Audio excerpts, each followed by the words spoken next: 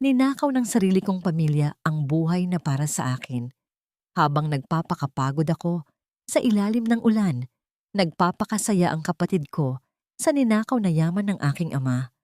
Isa ka lang hamak na utusan sa bahay na ito, panduduro ng aking ina. Pero tapos na ang aking pagiging bulag. Babawiin ko ang bawat patak ng luhang sinayang ko. Handa na ba silang harapin ang bagsik ng aking pagbangon? Wala kang karapatan hawakan yan. Isa ka lang tagaluto. Huwag kang ambisyosa. Ang boses ni Doña Rosario ay parang latigo na humiwa sa katahimikan ng kusina. Kasunod ng isang mabigat na tunog, nang malakas niyang itaboy ang kamay ni Mila. Ang kahoy na kahon na hawak ni Mila kanina ay bumagsak sa sahig, na lumikha ng isang malalim na ingay na tila ba bumasag din sa huling piraso ng kanyang pag-asa. Sa loob ng kahon ay ang mga lumang gamit ng kanyang ama. Isang sirang relo, ilang kupas na litrato, at ang amoy ng luma ngunit pamilyar na pabango na tanging sa alaala na lamang niya nayayakap. Nakatitig si Mila sa kanyang mga palad na nababalot pa ng malagkit na harina. Simula pa madaling araw ay gising na siya, matiyagang nagbabayo ng galapong at naghihiwa ng niyog para sa gagawing putubumbong. Ngayon ang ika-10 taon ng kamatayan ng kanyang ama. At ito ang tanging paraan na alam niya upang bigyang pugay ang lalaking nag-iisang nagparamdam sa kanya na siya ay mahalaga. Habang ang bawat butil ng bigas ay hinuhulma ng kanyang mga kamay ng may pagmamahal, ang kanyang ina naman ay abala sa paghahanda ng isang marangyang piging sa kabilang silid, hindi para sa alaala ng ama, kundi para sa kaarawan ng kanyang panganay na kapatid na si Fiona. Nay, kinuha ko lang po ito sa cabinet ni tatay. Gusto ko lang pong linisin ang mga gamit niya bago mag-alay ng dasal. Mahinang paliwanag ni Mila, habang ang kanyang lalamunan ay tila sinusakal ng isang malaking bukol ng emosyon. Ang bawat salita ay mahirap bigkasin, parang may mga tinik na nakaharang sa kanyang lalamunan. Hindi siya sinagot ng isang paliwanag, kundi ng isang mabilis na paggalaw ng kamay sa hangin. Ang tunog ng palad na tumama sa pisngi ni Mila ay parang pagpunit sa isang tuyong papel sa gitna ng sementadong sahig. Namitig ang kanyang mukha at ang init na nagmula sa sampal ay mabilis na kumalat hanggang sa kanyang mga mata. Hindi siya sumigaw, hindi rin siya gumanti. Nanatili siyang nakaluhod sa malamig na tiles ng kusina habang pinagmamasdan ang kanyang ina na mabilis na pinulot ang kahon at itinago ito sa likod nito. Ang mga gamit na ito ay hindi para sa iyo, Milagros. Huwag kang magkunwaring nagdadalamhati dahil alam nating lahat na ikaw ang dahilan kung bakit nahirapan ang tatay mo bago siya nawala. Mag-focus ka na lang sa pagluluto at siguraduhin mong hindi mapapahiya ang ate mo sa mga bisita niya mamaya. Sabi ni Doña Rosario bago ito mabilis na lumabas ng kusina. Iniwan ang amoy ng mamahaling pabango na humahalo sa usok ng uling. Nanatiling nakayuko si Mila. Ang kanyang mga luha ay isa-isang pumatak sa sahig, humahalo sa alikabok at harina. Ang sakit sa kanyang pisngi ay wala pa sa kalahati ng sakit na nararamdaman niya sa loob ng kanyang dibdib. Bakit sa tuwing susubukan niyang lumapit sa alaala ng kanyang ama, ay palaging may pader na humaharang? Bakit ang pag-ibig ng isang ina ay parang isang utang na kailangan niyang bayaran habang buhay, kahit wala naman siyang hiniram? Ilang sandali pa ay pumasok si Fiona sa kusina. Suot ang isang matingkad na pulang bestida na tila sumisigaw ng karangyaan. Ang bawat hakbang ng kanyang matutulis na sapatos ay lumilikha ng isang ritmong tila nanunuya sa kalagayan ni Mila. Huminto si Fiona sa tapat niya. Itinaas ang isang kilay habang pinagmamasdan ang dumi sa suot na apron ng kapatid. Mila, make sure na sapat ang pagkain ha. May mga VIP akong darating. At please, magayos ka naman ang sarili mo. You smell like smoke and sweat. Huwag kang lalabas sa living room hanggat hindi kita tinatawag, okay? Sabi ni Fiona, bago ito tumawa ng mahina. Isang tunog na parang mga basag na bubog sa pandinig ni Mila. Nang sumapit ang gabi, ang bahay ay napuno ng tawanan at tunog ng mga kubyertos na tumatama sa mga mamahaling plato. Sa loob ng kusina, mag-isang kinakain ni Mila ang tirang kanin at kaunting ulam habang nakikinig sa masayang ingay mula sa malayo. Para siyang isang multo sa sarili niyang tahanan. Nang hindi na niya makayanan ang bigat ng kanyang loob, nagpasya siyang lumabas muna sa likod ng bahay upang huminga ng sariwang hangin.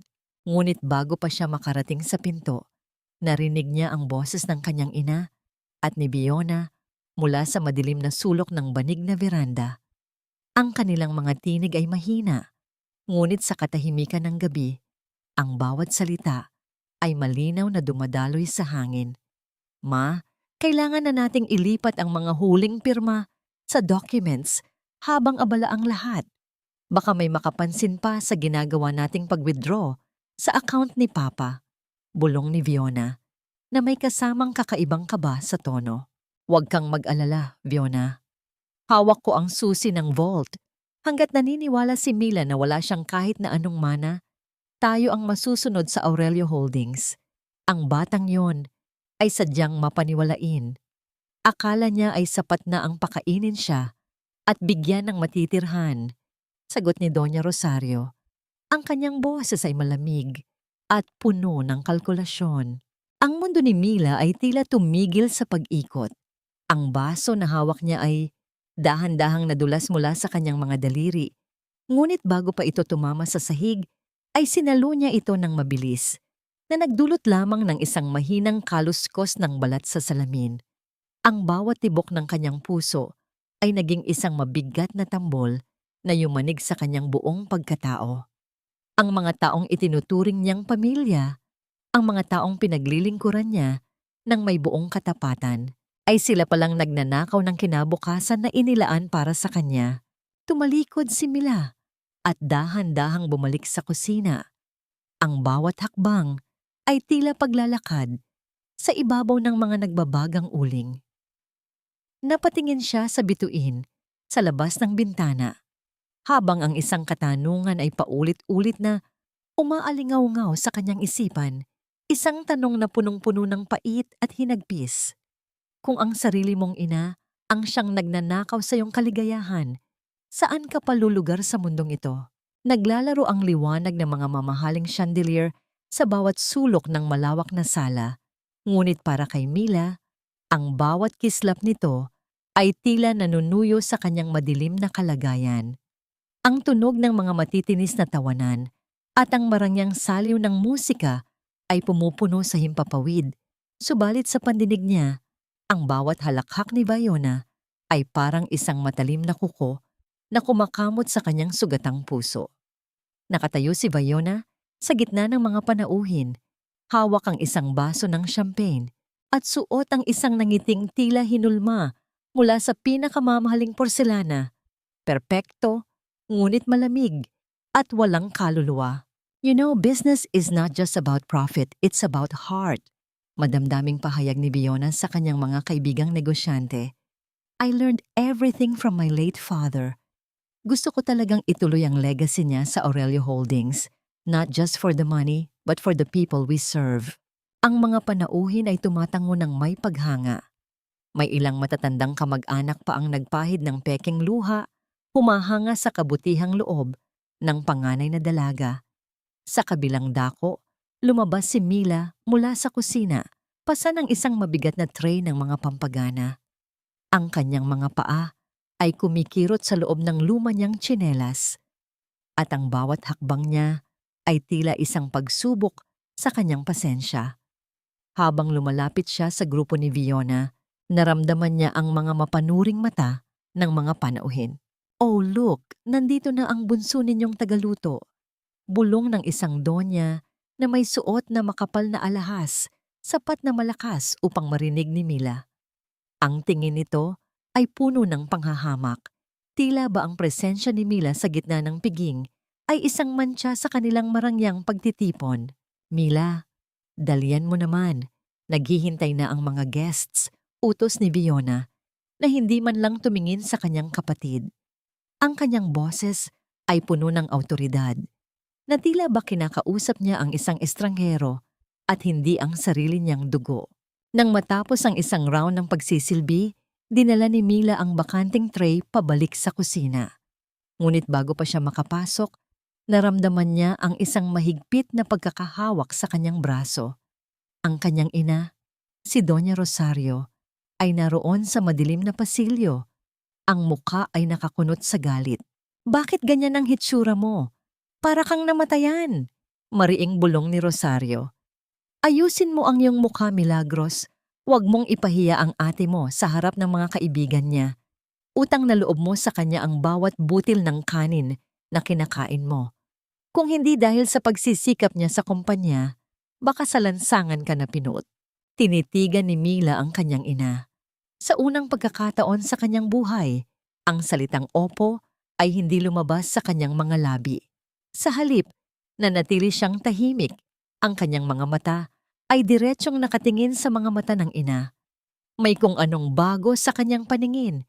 Isang matalas na pagmamasid na tila ngayon lamang nagbukas. Nakita niya ang bawat linya ng kasinungalingan sa mukha ni Rosario. Ang bawat salita ng pasasalamat na hinihingi nito ay tila isang malaking pambubudol. Hindi siya kumibo, tinalikuran niya ang kanyang ina at naglakad palabas ng bahay, patungo sa likod na bahagi ng bakuran kung saan naghahari ang katahimikan at ang amoy ng basang lupa. Sa ilalim ng malaking puno ng mangga, naroon ang matandang aso na si Tagpi na nakatali at tila hinihintay ang kanyang pagdating. Naupo si Mila sa damuhan, malayo sa ingay ng party. Kinuha niya mula sa bulsa ng kanyang apron ang isang maliit na balot ng kanin na may piraso ng karne, ang huling bahagi ng kanyang sariling hapunan na itinabi niya. "Heto, Tagpi, kumain ka na," mahina niyang sabi habang inilalagay ang pagkain sa tapat ng aso. Hinayaan niyang dilaan ni Tagpi ang kanyang kamay. Ang tanging tunog na maririnig ay ang mahinang paghampas ng buntot ng aso sa tuyong dahon. "Mabuti ka pa, Tagpi. Kahit kailan, hindi ka marunong magbalat kayo. Ikaw lang ang tanging hindi nagsisinungaling sa bahay na ito." Isang mainit na luha ang gumulong sa pisngi ni Mila habang pinagmamasdan ang tapat na hayop. Ang katahimikan ng gabi ay nabasag lamang nang maalala niya ang tungkulin niyang palitan ang mga bulaklak sa altar ng kanyang ama bago matapos ang gabi. Pinahid niya ang kanyang mukha at dahan-dahang tumayo. Pumasok muli sa bahay gamit ang pinto sa likod upang hindi mapansin ng sinuman. Pagdating niya sa maliit na altar sa sulok ng silid-aklatan, natigilan siya. Ang luma at tuyong mga bulaklak na balak niyang palitan ay wala na doon. Sa halip, isang sariwang bungkos ng mga puting liryo ang nakalagay sa florera, mga bulaklak na sadyang napakamahal at tila hindi galing sa kanilang hardin. May isang maliit na puting card na nakasandal sa paanan ng krus. Nanginginig ang kamay ni Mila nang abutin niya ang card. Sa itaas nito ay may nakasulat na mga salitang tila sumisigaw sa gitna ng kapayapaan. Ang katotohanan ay hindi kailanman namamatay. Nang baligtarin niya ang card, bumilis ang tibay ng kanyang puso. Nakasulat doon ang isang pangalan at isang opisina.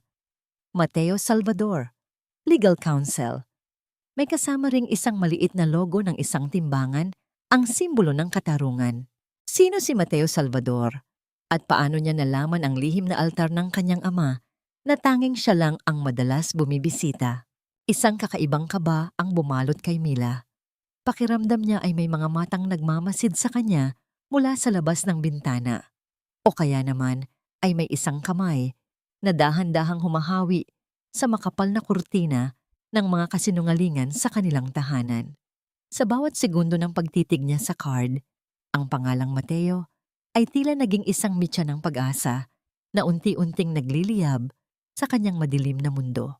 Ang bawat bugso ng init na nagmumula sa nagbabagang uling ay tila nanunuyot sa balat ni Mila, habang ang amoy ng nasusunog na dahon ng saging ay humahalo sa maalinsangang hangin ng palengke sa Pampanga.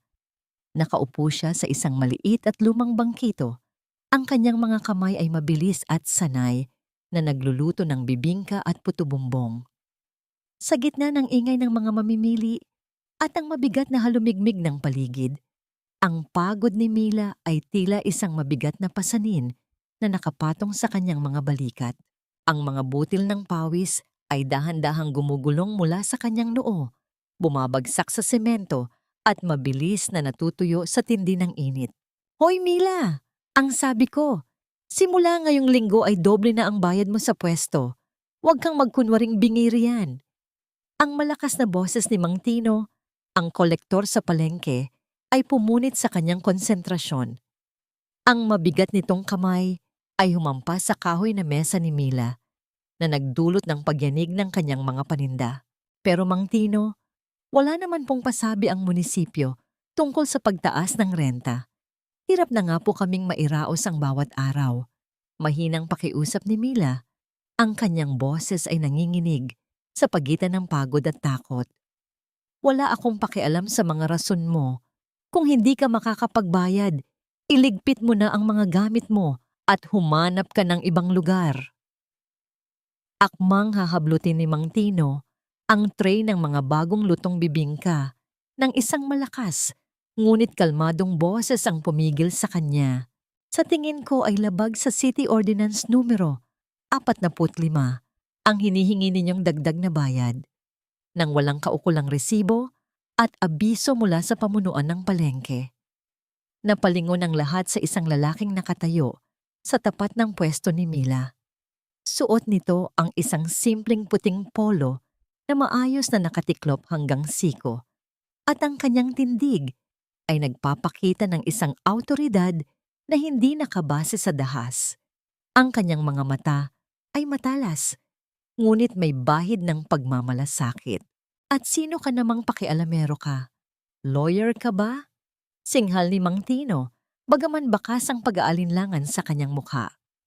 Mateo Salvador, at kung itutuloy ninyo ang panghaharas sa tindera na ito, masaya kitang sasamahan sa presinto upang ayusin ang mga papeles ninyo. Sagot ng lalaki, habang dahan-dahang inilalabas ang isang ID mula sa kanyang bulsa. Dahil sa takot sa posibleng gulo, mabilis na tumalikod si Mang Tino at naglakad palayo, habang nagbubulong-bulong ng mga mura. Naiwan si Mila na tila hindi makahinga. Nakatitig sa lalaking nagligtas sa kanya. Ang pangalang Mateo Salvador ay muling umalingaw-ngaw sa kanyang isipan. Ang pangalang nasa card na nakita niya sa altar. Ayos ka lang ba? Tanong ni Mateo habang dahan-dahang lumalapit. Yumuko siya upang tulungang damputin ang ilang kahon na nahulog sa sahig. Sa pagkakataong yon, ang kanilang mga kamay ay panandali ang nagdait. Naramdaman ni Mila ang init at gaspang ng palad ni Mateo.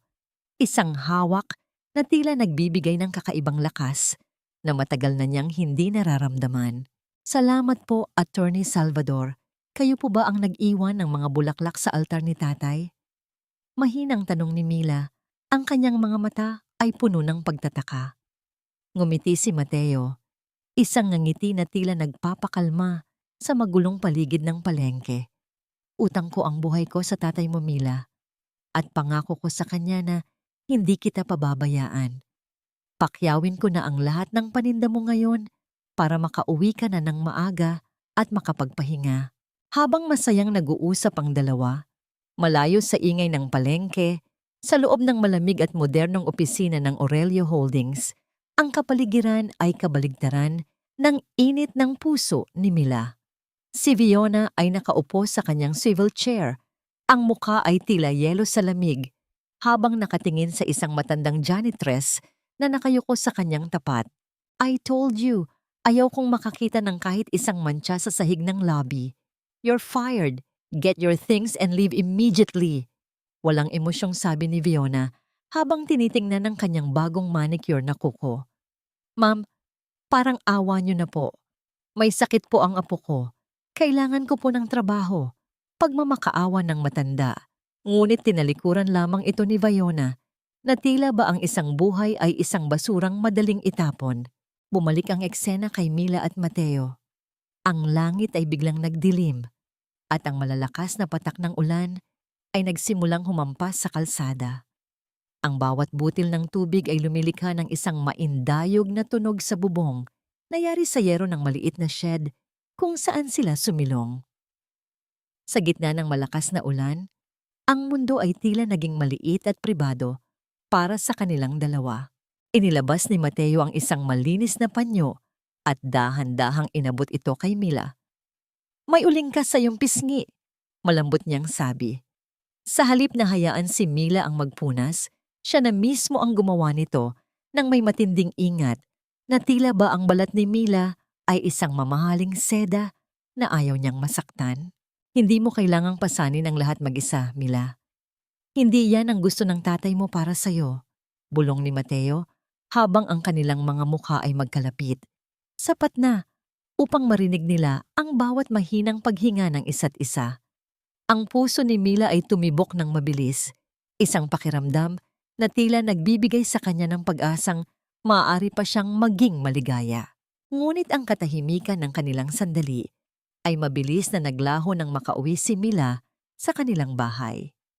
Basang-basa siya ng ulan, ngunit may ngiti sa kanyang mga labi habang hawak ang payong na ipinahiram ni Mateo. Pagbukas niya ng pinto, bumungad sa kanya si Fiona na nakatayo sa gitna ng dilim, nakakrus ang mga braso at may suot na mapanuyong ngisi. "Kanino galing ang payong na yan, Mila? At bakit ang saya-saya mo samantalang namatay lang ang tatay natin kamakailan? Tell me, sino ang lalaking naghatid sa'yo?" Ang lamig ng boses ni Fiona ay tila mas masakit pa sa hagupit ng ulan sa labas. Nanigas si Mila sa kanyang kinatatayuan. Ang kanyang lihim na pag-asa ay tila muling binabalot ng anino ng kanyang malupit na kapatid. Ang bawat kislap ng mga diamante sa hikaw ni Fiona ay tila nagpapakita ng talim ng kanyang masamang balak.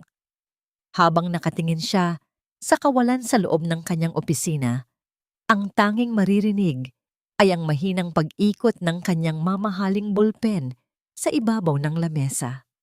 Ang kanyang mga labi ay nakakurba sa isang mapanganib na ngiti. Para sa kanya, ang kaligayahan ni Mila ay isang insulto sa kanyang pagkatao. Isang mabilis na tawag sa telepono ang naghudyat ng simula ng isang malupit na plano.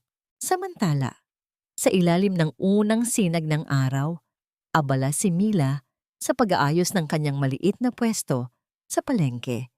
Ang bawat piraso ng bibingka at puto-bumbong ay inayos niya ng may matinding pag-iingat. Tila ba ang mga ito ay mahahalagang hiyas. May kakaibang gaan sa kanyang pakiramdam. Ang mga salita ni Mateo kahapon ay nagsilbing lakas upang harapin ang bagong araw.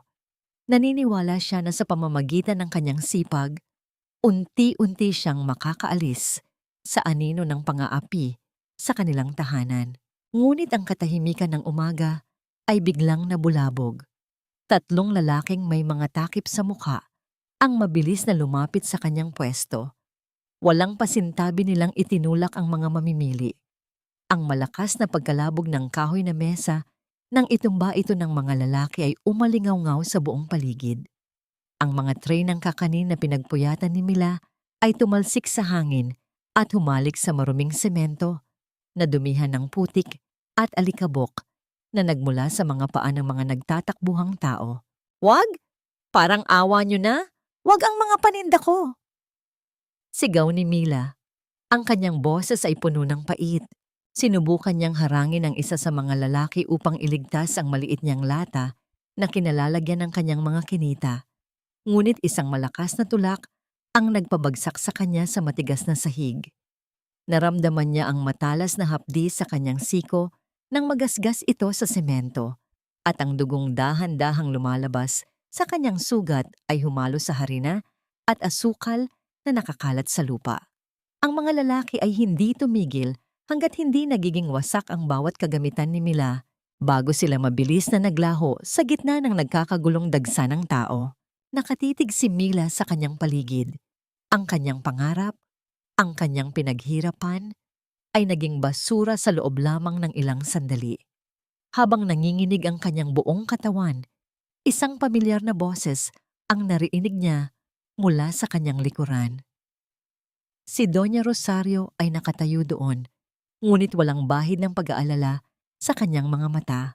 Sa halip, ang kanyang mukha ay puno ng pagdidiri. "Tingnan mo ang nangyari sa'yo, Milagros. Sabi ko na sa'yo, ang tigas kasi ng ulo mo. Kung nakinig ka lang sa akin at nanatili sa bahay para magsilbi sa ate mo, hindi ka magkakaganyan. Ang dumi-dumi mo, nakakahiya ka sa pamilya natin." Malamig na sabi ni Rosario habang pinapagpag ang kanyang mamahaling bestida na tila ba ang hangin sa paligid ni Mila ay may dalang sakit. Dumating si Mateo na hingal. Ang kanyang mga mata ay nanlilisik sa galit nang makita ang kalagayan ni Mila. Mabilis siyang lumapit at dahan-dahang inalayan si Mila na makatayo. Ang kanyang kamay ay mahigpit na humawak sa balikat ni Mila, isang tahimik na pangako ng proteksyon. "Ayos ka lang ba? Dalhin kita sa ospital." Nag-aalalang tanong ni Mateo. Ang kanyang boses ay nanginginig sa pinipigil na puot laban sa mga gumawa nito. Tumingin si Mila sa kanyang ina, pagkatapos ay kay Mateo. Ang huling piraso ng kanyang pagiging masunurin ay tila tuluyang naputol. Sa gitna ng kanyang pagluha, isang kakaibang liwanag ang sumilay sa kanyang mga mata. Humiwalay siya sa pagkakahawak ni Rosario at tumayo ng matuwid sa harap nito. "Hindi ako ang nakakahiya sa pamilyang ito, Nay. Ang nakakahiya ay ang taong nakikita ang sarili niyang anak na nasasaktan pero mas pinipili pang manisi kaysa tumulong." Matapang na sabi ni Mila, ang bawat salita ay punong-puno ng paninindigan. Habang naglilinis ng mga labi ng kanyang sulyaw, may isang bagay na kuminang sa ilalim ng isang wasak na kahoy. Pinulot ito ni Mila at naramdaman niya ang biglang paglamig ng kanyang sikmura. Isa itong maliit na gintong huyales, isang pin na may logo ng Aurelio Holdings. Ang ganitong uri ng pin ay tanging mga matataas na opisyal lamang ng kumpanya ang meron. Ang katotohanan ay tila isang kidlat na tumama sa kanyang isipan. Hindi ito isang random na kaguluhan sa palengke. Ito ay isang utos. Nang gabing iyon, habang ang ulan ay malakas na humahampas sa bintana ng maliit na silid ni Mila, kinuha niya ang kanyang lumang telepono. Nanginginig ang kanyang mga daliri habang dinidiyal ang numero ni Mateo. Ang bawat tunog ng pagring ay tila isang mabigat na hakbang patungo sa isang bagong buhay. "Mateo, tulungan mo ako. Gusto ko nang lumaban. Hindi na ako papayag na tapak-tapakan nila ang alaala ni tatay at ang dignidad ko." Bulong ni Mila sa kabilang linya. Ang kanyang boses ay hindi na boses ng isang biktima. Ito ay boses ng isang babaeng handa nang bawiin ang lahat ng ninakaw sa kanya. Sa kabila ng dilim at sakit, ang apoy ng katarungan ay nagsimula nang mag-alab sa kanyang puso. Ang maliit na opisina ni Mateo ay nababalot ng amoy ng lumang papel at mainit na barako. Isang tahimik na kuta sa gitna ng magulong lungsod. Sa ibabaw ng kanyang lamesa, nakalatag ang mga pirasong papel na tila mga bahagi ng isang malaking puzzle na pilit binuo ni Mila. Ang malamlam na liwanag mula sa isang desk lamp ay nagbibigay ng mahahabang anino sa dingding, habang ang bawat dahan-dahang paggalaw ni Mateo sa mga dokumento ay nagpapakita ng kanyang matinding konsentrasyon. "Ito ang susi na nakuha ko mula sa kahon ni tatay," mahinang sabi ni Mila habang inilalapag ang maliit at medyo kinalawang na bakal sa ibabaw ng lamesa. Ang tunog ng pagtama ng metal sa kahoy ay tila isang hudyat ng pagsisimula ng kanilang lihim na misyon. "Ang susi na ito ay hindi para sa isang ordinaryong cabinet, Mila," sagot ni Mateo habang sinusuri ang bawat ukit nito gamit ang isang magnifying glass. "Ito ay disenyo para sa isang safety deposit box at ang mga dokumentong nakuha mo, bagaman kulang-kulang, ay nagpapatunay na may mga shares si Tito na hindi na isama sa probate ng kanyang testamento 10 taon na ang nakalilipas." Habang masinsinang nag-uusap, ang kanilang mga kamay ay hindi sinasadyang nagkadikit sa gitna ng lamesa habang kapwa nila inaabot ang isang lumang litrato. Sa sandaling iyon, Ang paligid ay tila tumigil sa pag-ikot. Naramdaman ni Mila ang mabilis na pagtibok ng kanyang puso. Isang kaba na hindi dahil sa takot, kundi dahil sa init na nagmumula sa balat ni Mateo. Ang kanilang mga mata ay nagtagpo at sa loob ng ilang segundo, ang lahat ng pait at sakit na pinagdaanan ni Mila ay tila panandaliang napalitan ng isang pangako ng pagkalinga. Mabilis na binawi ni Mila ang kanyang kamay. Ang kanyang mga pisngi ay nagkulay rosas sa ilalim ng madilim na ilaw. "Pasensya na," bulong ni Mateo. Ang kanyang boses ay naging mas malambot. "Magtiwala ka sa akin, Mila. Malalaman natin kung bakit nanahimik si Sir Leonardo sa loob ng mahabang panahon. Ginamit nila ang sumunod na mga araw upang manmanan ang mga kilos ni Leonardo Aurelio. Isang hapon, sinundan nila ang sasakyan nito patungo sa isang liblib na parokya sa labas ng bayan. Ang simbahan ay luma, yari sa mga batong adobe na nababalutan na ng lumot. Sa loob, ang tanging nagbibigay ng liwanag ay ang mga dahan-dahang nauupos na kandila sa paanan ng mga santo. Ang bawat hakbang ni Mila at Mateo sa loob ng simbahan ay sadyang ginawa nilang walang ingay, tila mga aninong gumagalaw sa gitna ng katahimikan. Nakita nila si Leonardo na nakaluhod sa unahan. Ang kanyang mga balikat ay nanginginig sa paghikbi. Walang ibang tao sa loob, kundi ang matanda na tila bitbit ang buong bigat ng mundo. Sa bawat buntong hininga nito, mababakas ang isang malalim na pagsisisi na hindi kayang burahin ng panahon. "Patawarin niyo ako, Vergara. Patawarin mo ako." Ang mahinang tinig ni Leonardo ay umalingaw-ngaw sa loob ng simbahan, puno ng pait at desperasyon. Nang dahan-dahang lumabas si Leonardo, mabilis na kumilos si Mateo upang maghanap ng impormasyon sa mga taong malapit sa matanda. Pagkalipas ng ilang oras na pakikipag-usap sa isang dating driver ni Leonardo, natuklasan nila ang isang madilim na lihim. 10 taon na ang nakalilipas bago pumanaw ang ama ni Mila. Nasangkot si Leonardo sa isang aksidente sa daan na nagresulta sa pagkapinsala ng isang tao. Si Doña Rosario ang nakakaalam ng lahat. Siya ang gumamit ng kanyang impluwensya upang itago ang ebidensya at linisin ang pangalan ni Leonardo. Bilang kapalit, kailangang manatiling bulag at pipi si Leonardo tungkol sa tunay na laki ng mamanahin ni Mila. Kaya pala wala siyang magawa, bulong ni Mila. Ang kanyang dibdib ay sumasakit sa katotohanang ang kanyang sariling ina ay gumamit ng krimen upang nakawin ang para sa kanya. Ang pagkamuhing nararamdaman niya para kay Rosario ay umabot sa sukdulan. Paanong ang isang ina ay nagawang maging ganito katuso at kawalang puso? Habang pabalik sila sa sasakyan, biglang naramdaman ni Mila ang sunod-sunod na pag-vibrate ng kanyang telepono sa loob ng kanyang bulsa. Ang screen ay nagpapakita ng isang mensaheng nagmula sa isang hindi kilalang numero. Ngunit ang nilalaman nito ay nagpabilis sa daloy ng kanyang dugo. "Ma'am Mila, si Cardo po ito. Ang tauhan ng tatay niyo noon sa warehouse. May ginagawang masama ang ate niyo sa amin ngayon. Pinipilit kaming pumirma sa mga papel na hindi namin maintindihan. Marami na po ang natatakot. Kailangan namin ng tulong niyo." Nanigas si Mila sa kanyang kinatatayuan. Ang pagnanakaw sa kanya ay isang bagay, ngunit ang saktan at ipitin ang mga taong tapat na nagsilbi sa kanyang ama ay hindi na niya mapapalampas. Tiningnan niya si Mateo. Ang kanyang mga mata ay naglalayab sa determinasyon. "Hindi lang ako ang biktima rito, Mateo. Ang mga taong nagmahal kay tatay ay dinadamay din nila. Kailangan nating kumilos bago pa maging huli ang lahat." Napatitig si Mateo sa kanya. Bakas ang paghanga sa tapang na ipinapakita ng babaeng akala niya ay mahina. Ngunit sa gitna ng kanilang pagpaplano, isang itim na sasakyan ang dahan-dahang dumaan sa harap ng simbahan. Ang mga bintana nito ay madilim.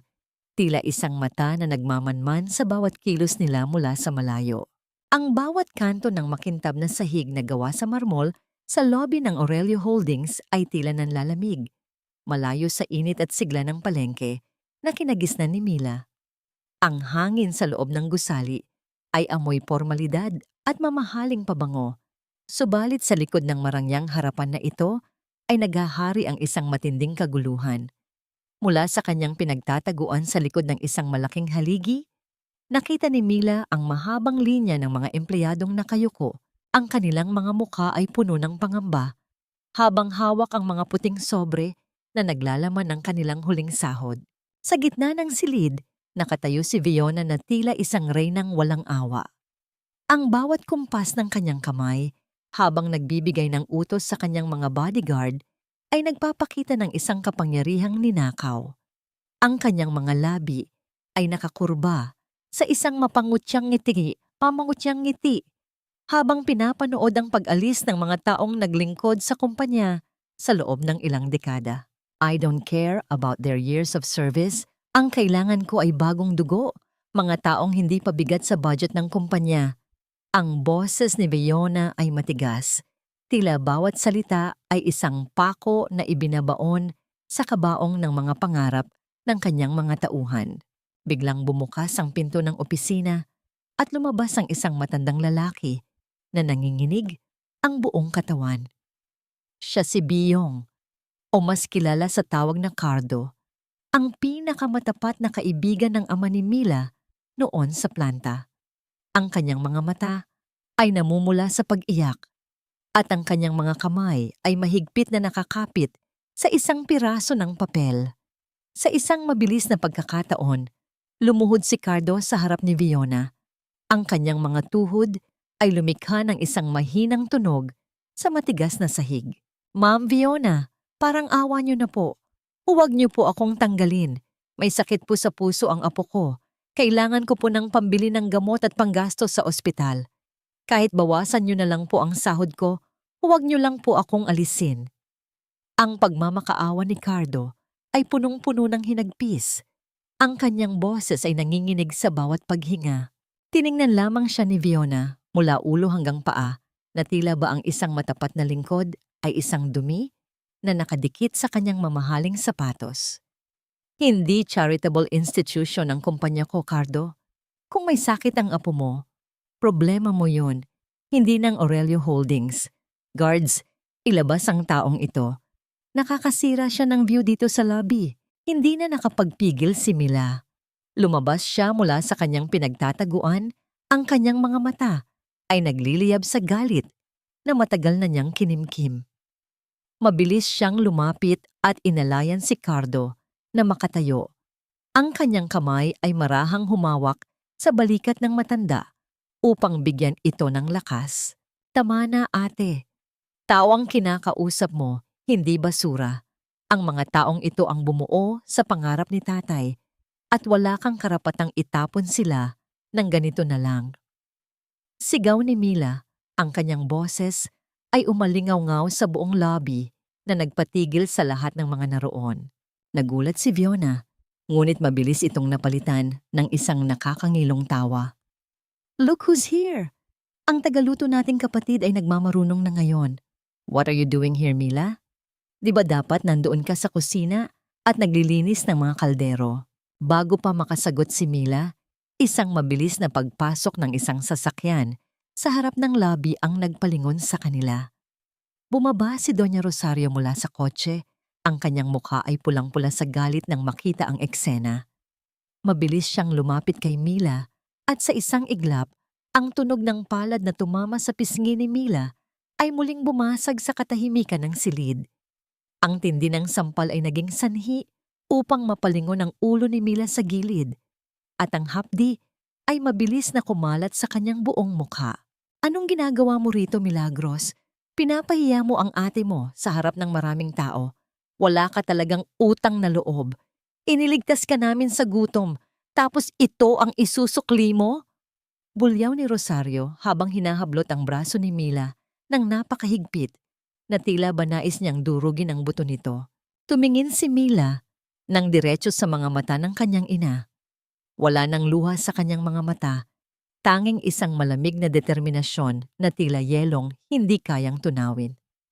Hindi ninyo kumpanya ito, Nay. Kumpanya ito ni Tatay. At balang araw, lahat ng mga taong tinatrato ninyong basura ay babalik upang saksihan ang inyong pagbagsak. Kinaladkad ni Rosario si Mila palabas ng gusali, habang si Fiona ay naiwang may suot na mapanuyong na ngiti. Ngunit sa labas, sa dilim ng gabi, si Mateo ay nakasandal sa kanyang sasakyan, pinapanood ang bawat pangyayari.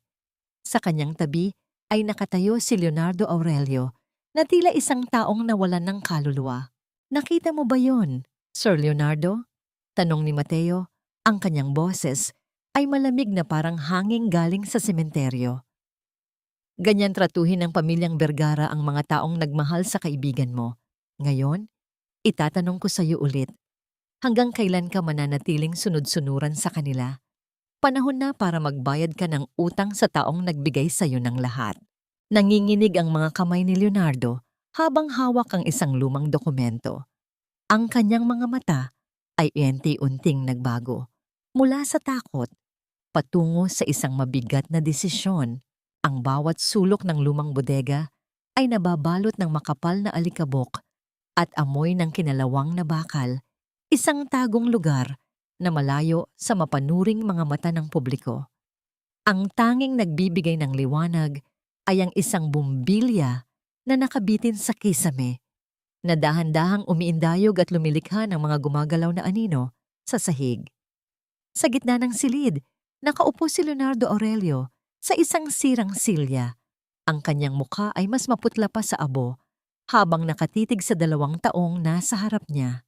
Ang katahimikan sa paligid ay mabigat. Tila ba ang mismong hangin ay naghihintay sa isang malaking pag-amin.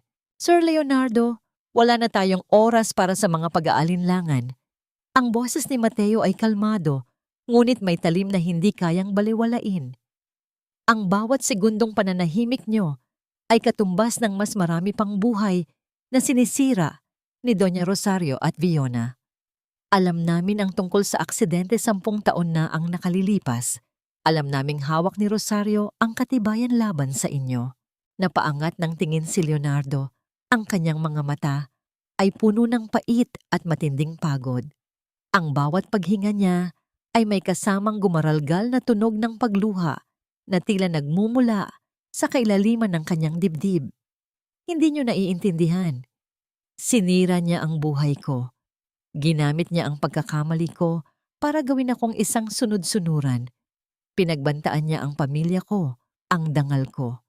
Wala akong magawa kundi sumunod sa bawat utos niya, kahit na ang ibig sabihin noon ay ipagkanulo ang pinakamatalik kong kaibigan. Lumapit si Mila. Ang kanyang mga mata ay diretsong nakatingin sa lalaking itinuring niyang tito noon.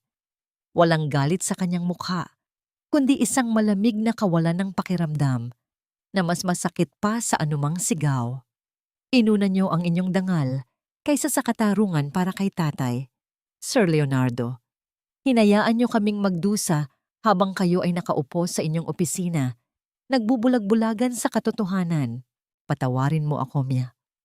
Patawarin niyo ako.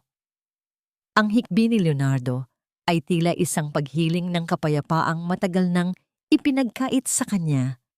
Dahan-dahan niyang inayos ang kanyang sarili at nagsimulang magsalita sa isang tono ng pagsuko. Ang tunay na testamento. Ang orihinal na kopya na naglalaman ng 40% shares na para sa iyo, Mila, ay hindi kailanman sinira ni Rosario. Takot siya na baka kailanganin niya ito balang araw. Nakatago ito sa isang safety deposit box sa isang maliit at pribadong bangko sa labas ng syudad. Inilabas ni Mila mula sa kanyang bulsa ang maliit at lumang susi na nakuha niya mula sa kahon ng kanyang ama. Ipinakita niya ito kay Leonardo sa ilalim ng malamlam na ilaw. Ito ba ang susi na tinutukoy niyo? Nanlaki ang mga mata ni Leonardo nang makita ang metal na bagay. Ang kanyang mga kamay ay nanginginig habang dahan-dahan itong tinatamaan ng liwanag. Iyan nga. Iyan ang susing ibinigay ng tatay mo bago siya mamatay. Akala ko ay nakuha na yan ni Rosario sa araw ng giyera niya sa'yo. Ngunit tila ang tadhana na mismo ang nagtago niyan para sa pagkakataong ito.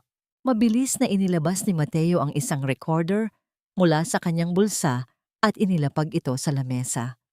Kailangan naming marinig ang buong kwento, Sir Leonardo, mula sa simula hanggang sa huling detalye ng pagbabanta ni Rosario. Ito na ang huling pagkakataon mong ituwid ang lahat. Habang patuloy ang pag-amin ni Leonardo sa loob ng bodega, ang eksena ay mabilis na lumipat sa mansyon ng mga Bergara. Ang gabi ay malamig, ngunit sa loob ng silid ni Mila, ang hangin ay puno ng tensyon at galit. Si Doña Rosario ay nakatayo sa gitna ng silid. Ang kanyang mga mata ay nanlilisik habang nakatingin sa nakabukas na drawer. Ang bawat gamit ni Mila ay nakakalat sa sahig.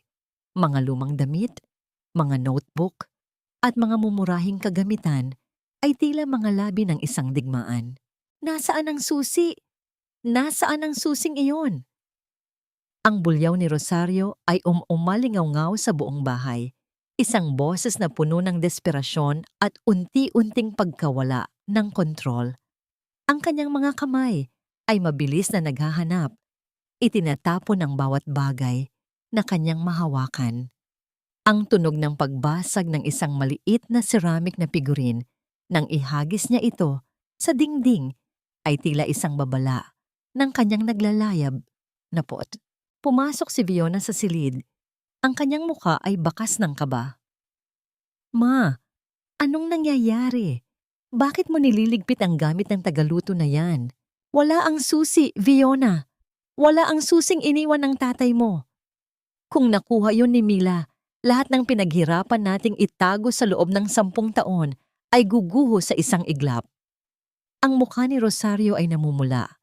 Ang bawat ugat sa kanyang leeg ay nakalitaw habang pilit na humihinga ng malalim. Kailangan nating mahanap ang batang yon. Hindi niya pwedeng buksan ang pintong iyon. Hinding-hindi ko hahayaang makuha niya ang kahit anong sentimo mula sa atin. Sa gitna ng kanyang galit, hinablot ni Rosario ang isang litrato ni Mila at ng kanyang ama na nasa ibabaw ng lamesa. Sa isang mabilis na paggalaw, pinunit niya ito sa gitna. Ang tunog ng papel na nahahati ay tila sumasalamin sa tuluyang pagkasira ng anumang ugnayan nila bilang mag-ina.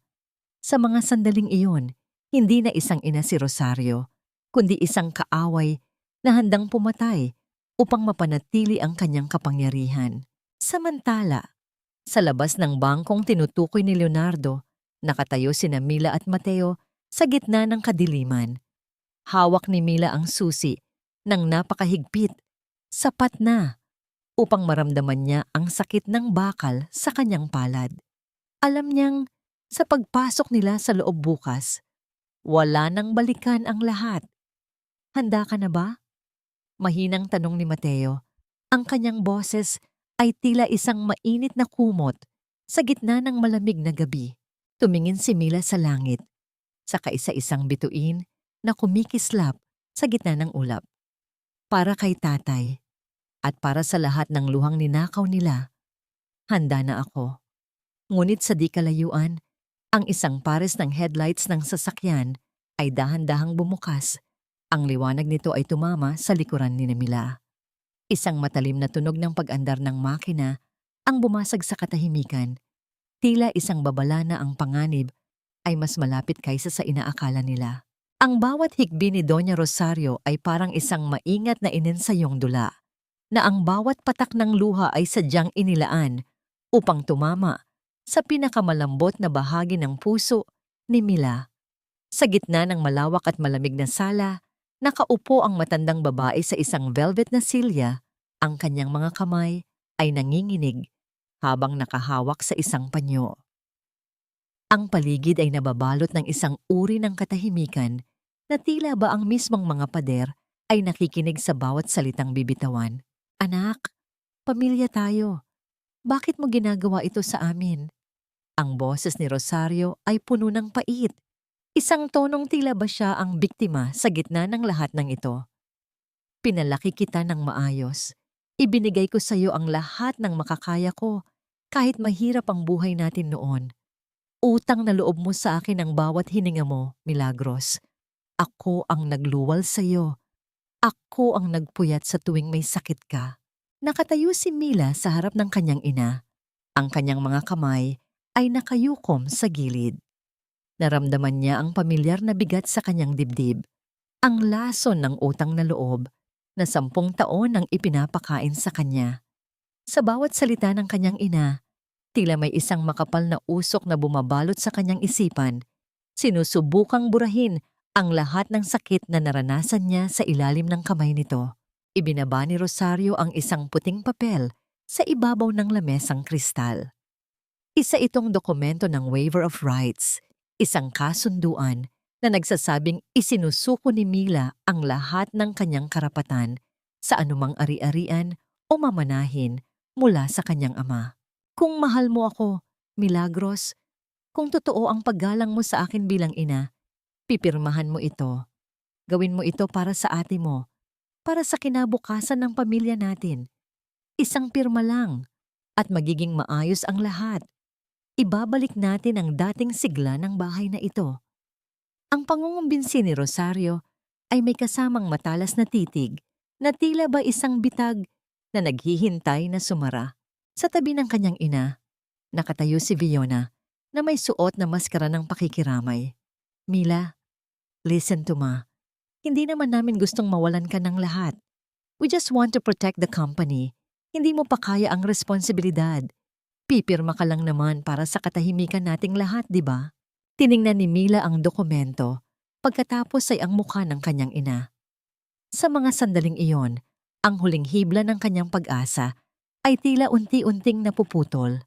Nakita niya ang katotohanan sa likod ng mga luhang iyon. Hindi ito luha ng pagmamahal, kundi luha ng desperasyon para sa kapangyarihan. Ang kanyang ina ay hindi humihingi ng tulong. Humihingi ito ng pagsuko.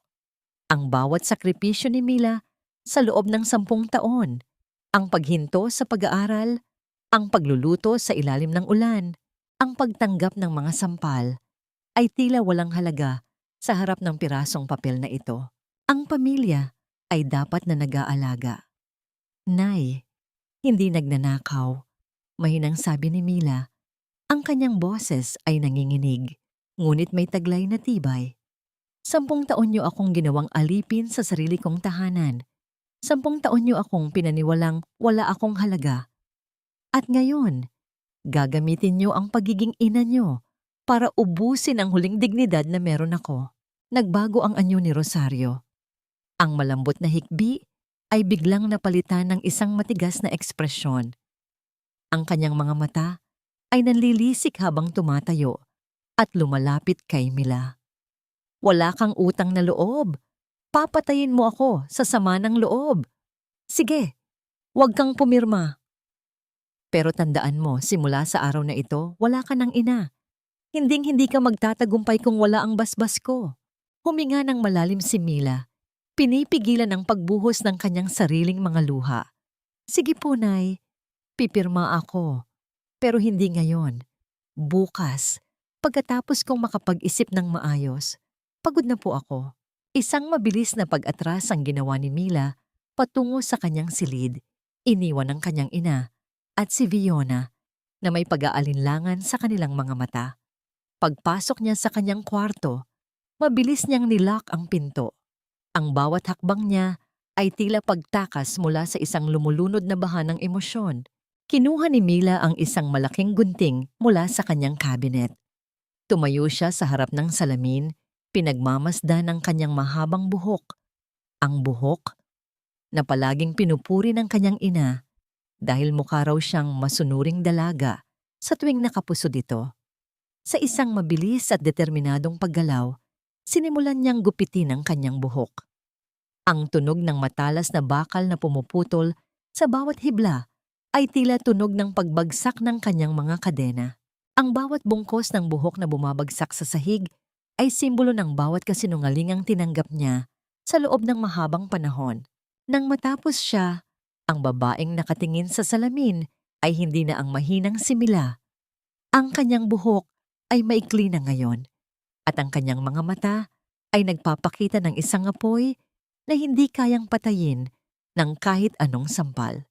Mabilis niyang kinuha ang kanyang lumang backpack at isinilid ang ilang mahahalagang gamit, ang kanyang susing metal at ang litrato ng kanyang ama. Dahan-dahan niyang binuksan ang bintana ng kanyang silid. Sa labas, ang dilim ng gabi ay may kasamang malakas na ulan at ang bawat patak nito sa bubong ay tila isang ritmong nag-uutos sa kanya na tumakbo. Tumingin siya sa huling pagkakataon sa loob ng silid na naging saksi ng kanyang paghihirap. Paalam, Nay, bulong niya sa hangin.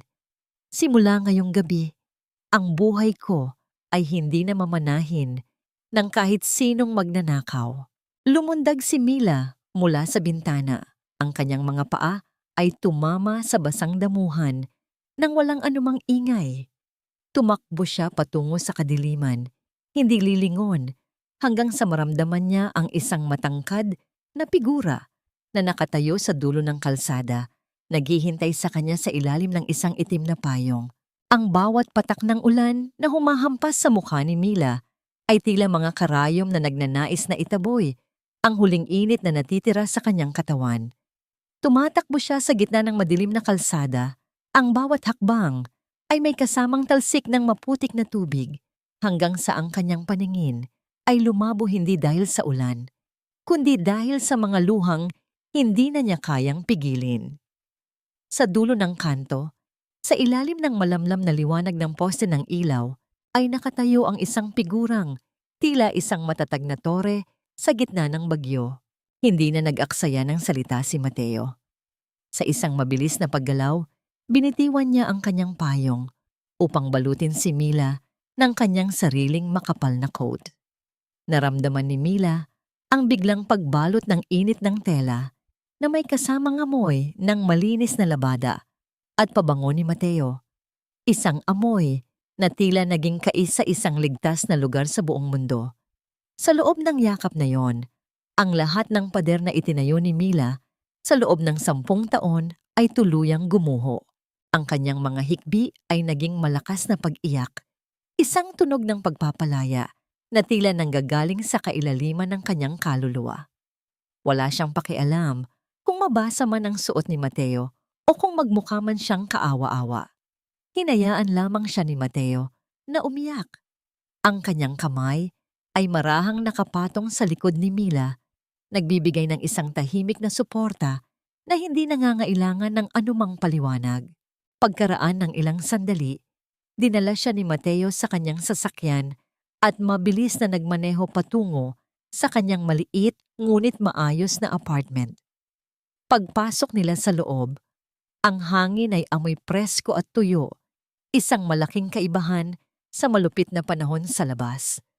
Iniwan muna ni Mateo si Mila sa sala upang kumuha ng malinis na tuwalya at isang malaking t-shirt na maaari niyang hiramin. Magpalit ka muna, Mila. Baka magkasakit ka, malambot na sabi ni Mateo habang iniaabot ang mga gamit. Ang kanyang mga mata ay puno ng pag-aalaga, na tila ba ang bawat galos at pasa ni Mila ay nararamdaman din niya. Habang nagpapatuyo ng buhok si Mila, dinalhan siya ni Mateo ng isang mangkok ng mainit na arroz caldo. Ang usok na nagmumula sa pagkain ay may dalang amoy ng luya at bawang, mga pamilyar na amoy na tila nagbibigay ng panibagong buhay sa kanyang nanghihinang katawan. Naupo si Mateo sa tapat niya, pinapanood ang bawat mahinang pagsubo ni Mila. Bakit mo ginagawa ito, Mateo? Mahinang tanong ni Mila. Ang kanyang boses ay paos pa rin sa pag-iyak. Bakit mo itinataya ang pangalan mo para sa isang tagaluto na tulad ko? Tumingin si Mateo nang diretso sa kanyang mga mata. Noong bata pa ako, noong wala kaming makain at halos palayasin na kami sa aming barong-barong, ang tatay mo ang nagbigay sa akin ng pagkakataon. Binayaran niya ang tuition ko. Binigyan niya ako ng mga lumang libro. Sabi niya sa akin, Mateo, paglaki mo, huwag kang papayag na ang katarungan ay para lamang sa mayayaman. Hindi lang ito tungkol sa utang na loob, Mila. Ginagawa ko ito dahil ikaw ang buhay na patunay ng kabutihan ng tatay mo. At higit sa lahat, ginagawa ko ito dahil nararapat ka na makita ang sarili mong halaga. Ang katahimikan sa pagitan nila ay napuno ng isang uri ng kilig na hindi kayang ipaliwanag ng anumang salita. Hindi ito ang uri ng pag-ibig na mabilis at mapusok, kundi isang malalim na koneksyon na nabuo sa gitna ng paghihirap. Naramdaman ni Mila ang isang uri ng kapayapaan na ngayon lang niya naranasan sa buong buhay niya. Nang mapansin ni Mateo na dahan-dahang nangungunot ang mga mata ni Mila sa antok, inalalayan niya itong mahiga sa kanyang malambot na sofa. Kinuha niya ang isang makapal na kumot at maingat na itinaklob ito sa katawan ni Mila. Sa isang napakapribado at tapat na sandali, dahan-dahang inayos ni Mateo ang maikling buhok ni Mila na humaharang sa kanyang mukha. Ang kanyang daliri ay panandaliang humaplos sa balat ng noo ni Mila, isang hawak na puno ng respeto at lihim na paghanga. "Matulog ka na, Mila. Dito lang ako. Walang makakasakit sa iyo rito," bulong ni Mateo bago dahan-dahang pinatay ang malalaking ilaw. Iniwan lamang ang isang maliit na lamp sa sulok. Ngunit ang kapayapaan ng gabing iyon ay mabilis na nabura ng sumapit ang umaga. Isang malakas na katok sa pinto ang gumising kay Mila. Pagbukas ni Mateo ng pinto, isang lalaking nakauniporme ang nag-abot ng isang dokumento. Ito ay isang legal na abiso mula sa korte, isang subpina para kay Mila. Binasa ni Mila ang nilalaman nito at ang kanyang mukha ay nawalan ng kulay. Kinasuhan siya ni Doña Rosario ng qualified theft. Ayon sa reklamo, nagnakaw daw si Mila ng mahahalagang alahas at pera bago siya tumakas ng bahay. Ang kanyang sariling ina ay handang ipakulong siya para lamang makuha ang susing metal na hawak niya. Nanginginig ang mga kamay ni Mila habang hawak ang papel. Gagawa talaga siya ng paraan para sirain ako, Mateo. Kahit ang katotohanan ay handa niyang baluktutin. Tumingin si Mateo sa dokumento. Ang kanyang mukha ay naging seryoso at matigas. "Hayaan mo siyang maglaro ng marumi, Mila." Dahil hindi niya alam na ang bawat hakbang na ginagawa niya ay unti-unting humihukay sa sarili niyang libingan. "Handa ka na ba sa unang araw natin sa korte?" Sa loob ng boardroom ng Aurelio Holdings, ang bawat kumpas ng kamay ni Fiona ay tila isang mabilis na pagguhit ng kasinungalingan sa hangin. Nakatayo siya sa harap ng mga miyembro ng board. Suot ang isang mamahaling itim na blazer na tila nagbibigay sa kanya ng balatkayong katalinuhan. Sa malaking screen sa kanyang likuran, nakalarawan ang mga plano para sa Aurelio Traditional Delicacies, isang proyekto na ayon sa kanya ay bunga ng kanyang sariling pag-aaral at pagkamalikhain. Ngunit ang katotohanan ay nakatago sa ilalim ng mga makintab na slides. Ang bawat ideya, ang bawat disenyo ng packaging, at ang bawat estratehiya sa pagbebenta ay nagmula sa lumang notebook ni Mila na ninakaw ni Fiona mula sa silid ng kapatid. Ginamit ni Fiona ang pawis at talino ni Mila upang palakasin ang kanyang posisyon sa kumpanya, habang ang tunay na may akda ay pilit na ibinabaon sa limot. "This is the future of our local heritage line," masiglang pahayag ni Fiona, habang ang mga kodong ay dahan-dahang tumatango ng may paghanga. "I personally visited the markets to understand the soul of our kakanin. This is my vision for Aurelio." Samantala, malayo sa mapagkunwaring palakpakan sa boardroom, sina Mila at Mateo ay dahan-dahang naglalakad sa loob ng malamig at tahimik na vault room ng isang pribadong bangko. Ang bawat hakbang nila sa makintab na sahig ay lumilikha ng isang mabigat na ritmong tila sumasabay sa kaba sa dibdib ni Mila. Ang hangin sa loob ay tuyo at amoy metal. Isang paligid na tila sadyang ginawa upang magtago ng mga pinakaiingatang lihim. Gamit ang utos mula sa korte at ang matalinong pagmaniobra ni Mateo sa mga legal na katanungan, napilitan ng bank manager na buksan ang safety deposit box ni Ernesto Vergara. Ang mahinang tunog ng pagpihit ng dalawang magkaibang susi sa loob ng kandado ay tila hudyat ng pagbubukas ng pintuan ng katotohanan. Dahan-dahang hinila ni Mateo ang metal na kahon at sa sandaling iyon, ang hininga ni Mila ay tila tumigil sa kanyang lalamunan. Nanginginig ang mga daliri ni Mila nang buksan niya ang takip ng kahon. Sa loob, maayos na nakasalansa ng ilang mga dokumento, isang maliit na pelus na kahon, at isang sulat na may nakasulat na pangalan niya sa labas, ang sulat kamay ng kanyang ama na tila isang yakap mula sa kabilang buhay. Kinuha ni Mila ang sulat. Ang papel ay medyo dilaw na sa katandaan at ang amoy ng luma nitong tinta ay tila nagpabalik sa kanya sa mga hapong nakaupo siya sa kandungan ng kanyang ama. Sa bawat salitang binabasa niya sa kanyang isipan, ang boses ni Ernesto ay tila muling umaalingaw-ngaw sa kanyang pandinig, malambot at puno ng pagmamahal. Sa aking pinakamamahal na Milagros, panimula ng sulat. Kung binabasa mo ito, marahil ay wala na ako sa tabi mo. Anak, alam ko ang hirap na dinaranas mo sa ilalim ng iyong ina at kapatid. Alam kong ikaw ang mas pinapahirapan dahil ikaw ang may pinakamabuting puso sa inyong lahat. Huwag mong iisiping wala kang halaga. Ang 40% ng Aurelio Holdings ay inilaan ko para sa iyo dahil alam kong ikaw ang tunay na nagpapahalaga sa ating pinagmulan. Ikaw ang aking tunay na tagapagmana, hindi dahil sa dugo, kundi dahil sa iyong integridad. Isang mainit na luha ang pumatak sa papel. Nabasa ang tinta ngunit hindi nabura ang mensahe. Naramdaman ni Mila ang isang matinding bugso ng emosyon, halo-halong sakit, pangungulila, at isang uri ng lakas na tila dumadaloy mula sa kanyang mga palad hanggang sa kanyang buong pagkatao. Hindi siya nag-iisa. Ang kanyang ama ay palaging nasa panig niya, nag-iwan ng sandata para sa kanyang paglaban. Dahan-dahang binuksan ni Mila ang maliit na pelus na kahon. Sa loob nito ay isang gintong singsing na may malaking hiyas. Ang singsing ng pamilya Vergara na sinasabing suot ng kanilang mga ninuno sa bawat malaking tagumpay. Isinuot ni Mila ang singsing sa kanyang daliri. Ang sukat nito ay perpekto, tila ba sadyang hinubog para sa kanya. Ang lamig ng ginto sa kanyang balat ay tila nagbigay ng isang huling selyo sa kanyang determinasyon. Mateo, nahanap na natin. Bulong ni Mila, ang kanyang boses ay hindi na nanginginig. Ang kanyang mga mata ay naglalayab na ngayon sa isang uri ng apoy na hindi kayang patayin ng kahit anong pananakot. Hawak ko na ang katibayan. Wala nang makakapigil sa akin na bawiin ang para sa akin. Tumitig si Mateo sa kanya.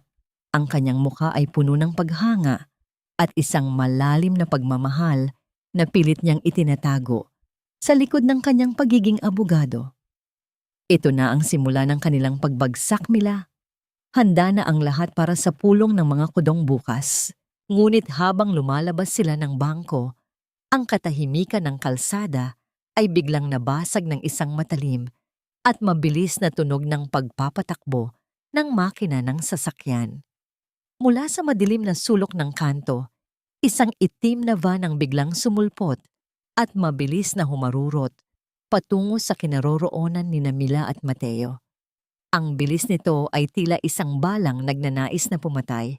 Sa isang mabilis na pagkakataon, itinulak ni Mateo si Mila patungo sa gilid ng sementadong sidewalk. Ang matinding pagtama ng katawan ni Mila sa matigas na sahig ay nagdulot ng isang matalas na hapdi sa kanyang balikat. Ngunit ang tanging nakita niya ay ang paglipad ng mga dokumentong hawak ni Mateo sa hangin. Ang sasakyan ay hindi huminto. Sa halip, mas binilisan pa nito ang pagtakas. Iniwan ang amoy ng nasunog na gulong at isang nakakangilong katahimikan. Mateo! Sigaw ni Mila habang pilit na bumabangon sa kabila ng sakit. Nakita niya si Mateo na nakahiga sa kalsada. Ang kanyang braso ay may dugo at ang kanyang mukha ay namimilipit sa hapdi. Ang mga papel na naglalaman ng kanilang huling alas ay nagkalat sa kalsada. Tila mga puting ibon na may bali ang mga pakpak. Ang panganib ay hindi na lamang nasa loob ng korte o ng boardroom. Ang labanan ay naging madugo at ang bawat hakbang ni Mila patungo sa katarungan ay tila may katapat na buhay na nakataya. Ang mabilis na pagtibok ng puso ni Mila ay tila isang tambol na yumaig sa kanyang buong pagkatao habang nakatitig sa dugong dahan-dahang kumakalat sa puting manggas ng polo ni Mateo. Ang bawat piraso ng dokumento na nagkalat sa kalsada ay dahan-dahang hinihipan ng hangin, tila mga pangarap na pilit binubura ng marahas na tadhana. Sa gitna ng pangamba, mabilis na lumuhod si Mila sa semento. Ang kanyang mga kamay ay nanginginig habang pilit na inaabot ang bawat papel, kasabay ng pagsusuri sa kalagayan ni Mateo.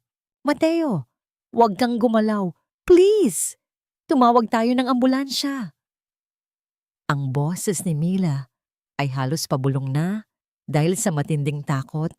Ang kanyang lalamunan ay tila sinasakal ng isang malamig na kamay. Ngumiti si Mateo sa kabila ng hapdi na gumuguhit sa kanyang mukha. Ayos lang ako, Mila. Gasgas lang ito. Mas mahalaga na nakuha natin ang mga ebidensya. Huwag kang umiyak. Hindi nila tayo matatalo ng ganoon lang. Ang kanyang boses ay nananatiling matatag. Isang pader ng seguridad na pilit niyang itinatawid kay Mila sa kabila ng panganib. Matapos ang ilang oras sa loob ng ospital, ang amoy ng disinfectant at ang malamlam na puting liwanag ng hallway ay tila nagbigay ng isang pansamantalang kapayapaan. Nakaupo si Mila sa tabi ng kama ni Mateo. Pinagmamasdan ang dahan-dahang paggalaw ng kamay nito habang binabalutan ng puting gasa ng nurse. Ang bawat pagdaing ni Mateo sa tuwing nasasaling ang kanyang sugat ay tila nararamdaman din ni Mila sa sarili niyang katawan. Nang makaalis ang nurse, ang katahimikan sa loob ng silid ay nabalot ng isang uri ng bigat na puno ng pagmamalasakit. Inabot ni Mila ang baso ng tubig at dahan-dahang inalalayan si Mateo na uminom.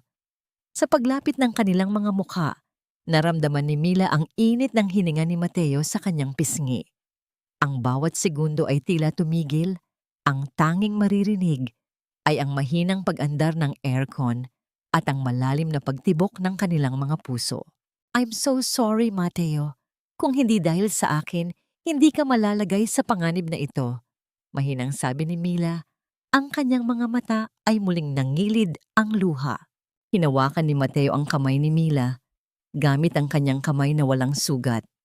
Ang init ng kanyang palad ay tila isang gamot na dahan-dahang nagpapahilom sa takot sa puso ni Mila. Listen to me, Mila. I chose this. Hindi lang ito dahil sa tatay mo. Ginagawa ko ito dahil naniniwala ako sa iyo. You are the strongest person I know. Bukas, sa harap ng lahat, ipapakita natin sa kanila kung sino ang tunay na nagmamay-ari ng Aurelio Holdings. Habang ang dalawa ay nagtitibayan ng loob, sa kabilang panig ng lungsod, ang mansyon ng mga Vergara ay nababalot ng isang nakakasulasok na selebrasyon. Ang tunog ng pag-umpog ng mga basong kristal at ang pagbulosok ng champagne ay pumupuno sa dining room. Si Doña Rosario at Fiona ay nakaupo sa gitna ng hapag.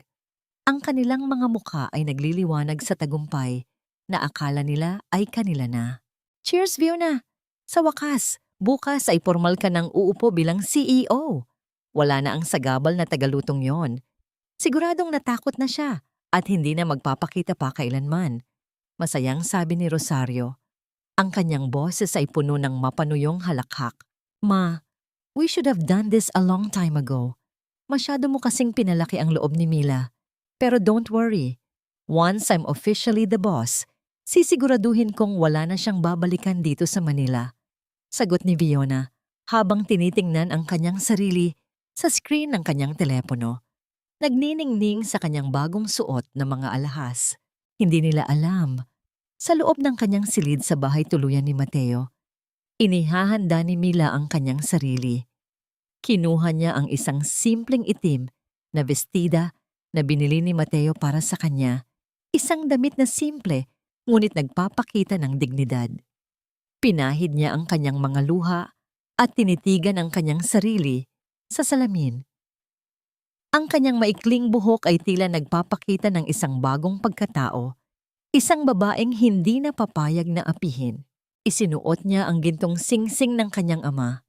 Ang hiyas nito ay tila kumikislap bilang hudyat ng katarungan.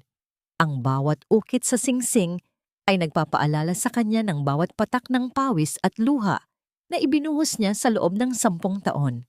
Nang sumapit ang madaling araw, ang langit ay dahan-dahang nagkukulay kahel, isang bagong simula na may dalang hamon.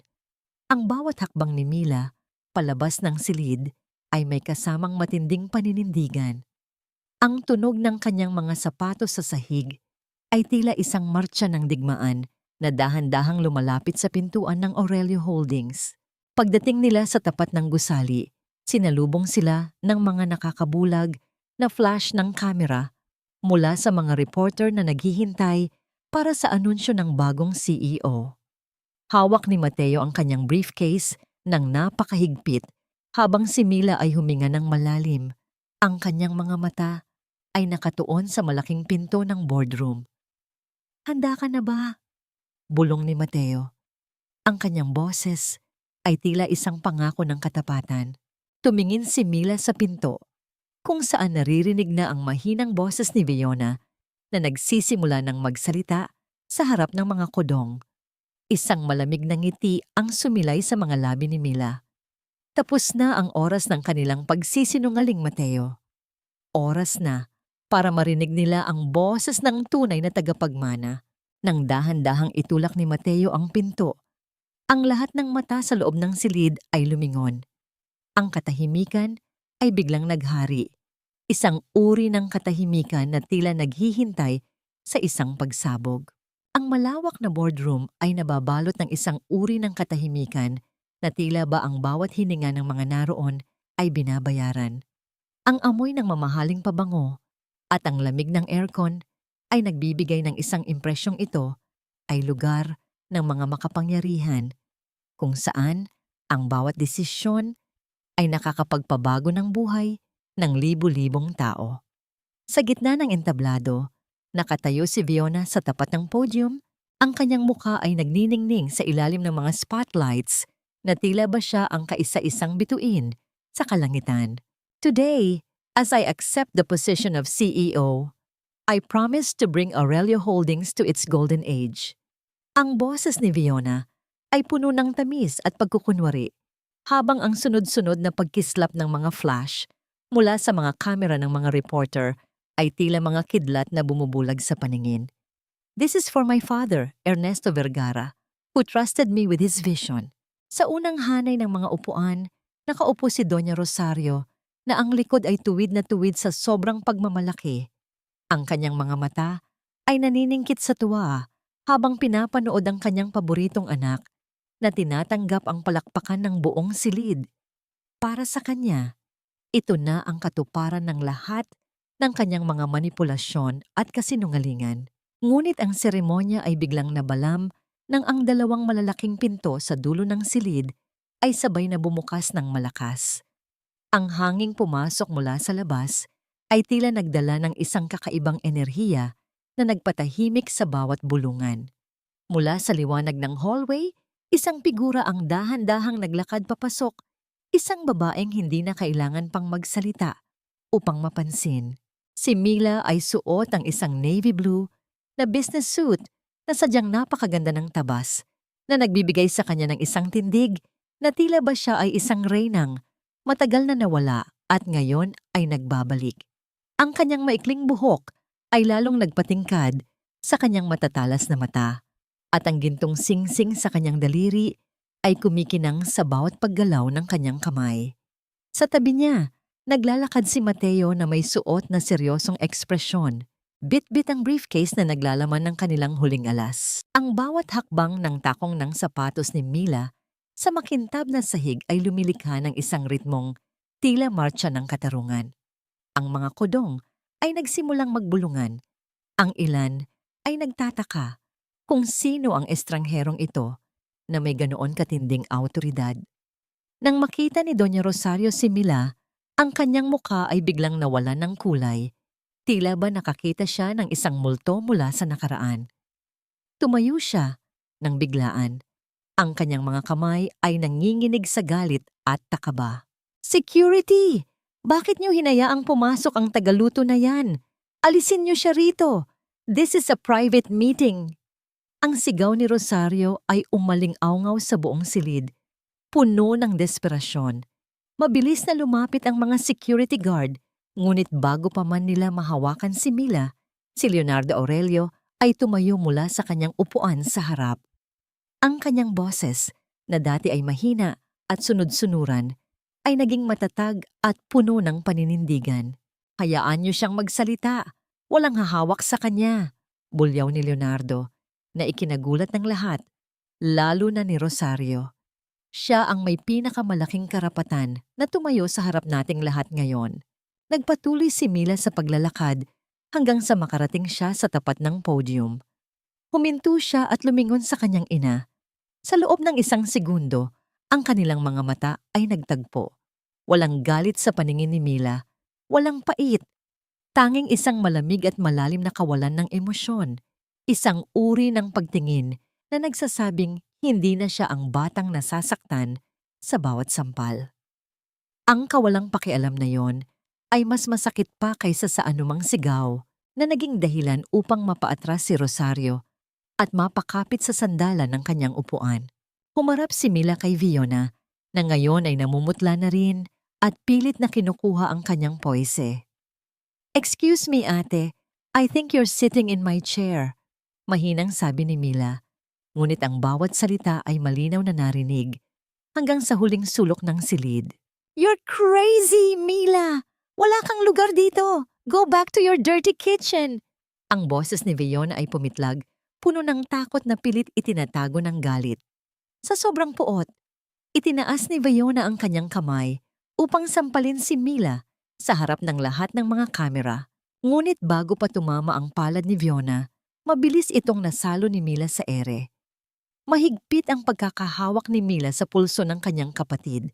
Sapat na upang maramdaman ni Fiona ang lakas na nagmumula sa mga kamay na dati ay sanay lamang sa pagbabayo ng harina.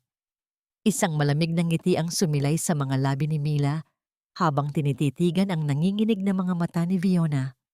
"Tapos na ang pagiging utusan ko, ate. At tapos na rin ang oras ng iyong pagsisinungaling."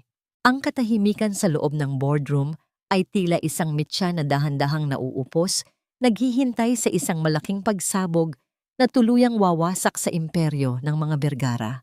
Ang malawak na boardroom ay nababalot ng isang uri ng katahimikan na tila ba ang bawat hininga ng mga naroon ay binabayaran.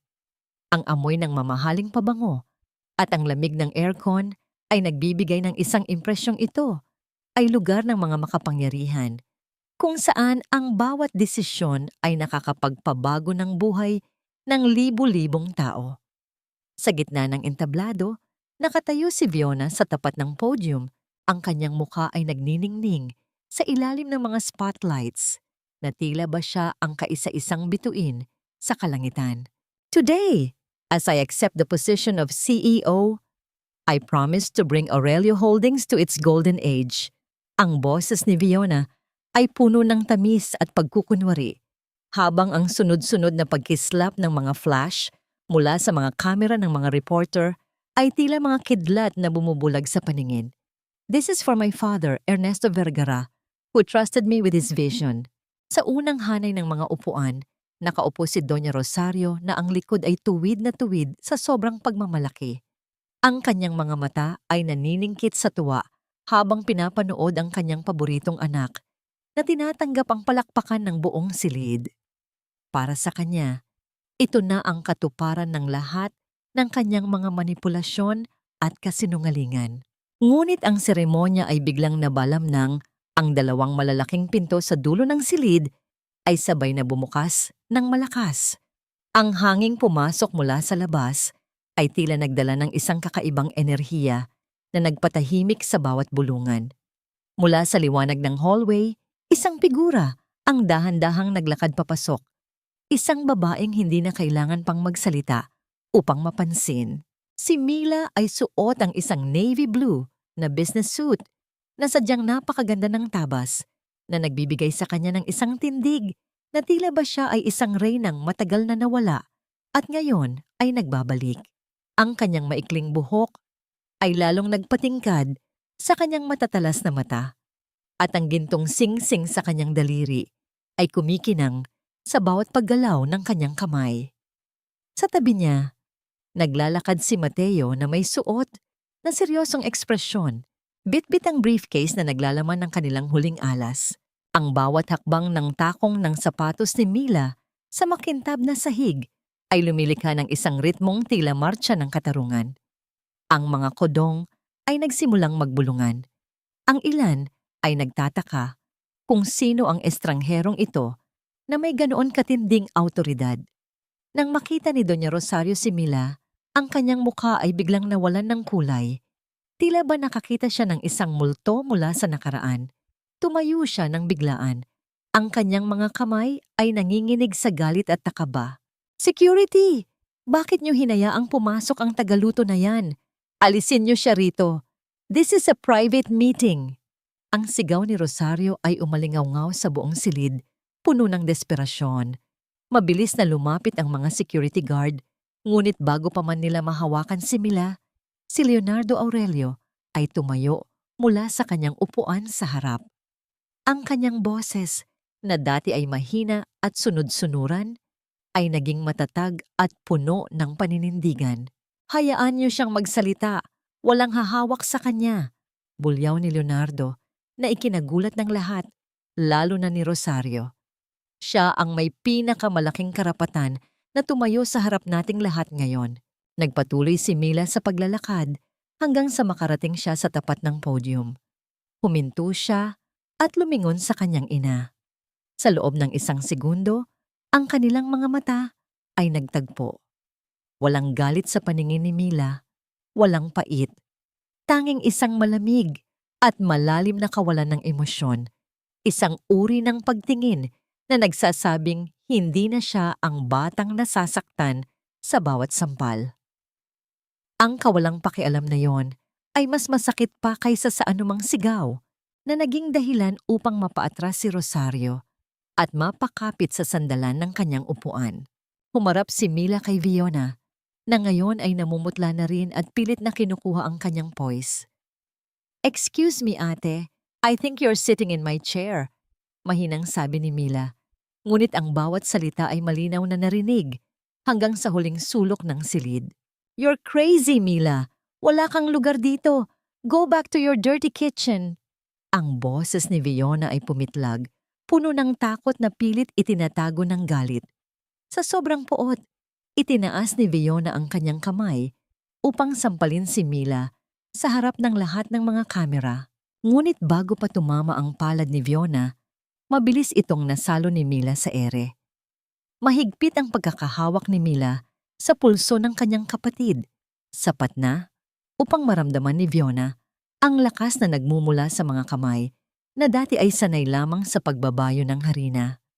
Isang malamig na ngiti ang sumilay sa mga labi ni Mila habang tinititigan ang nanginginig na mga mata ni Fiona. "Tapos na ang pagiging utusan ko, ate, at tapos na rin ang oras ng iyong pagsisinungaling."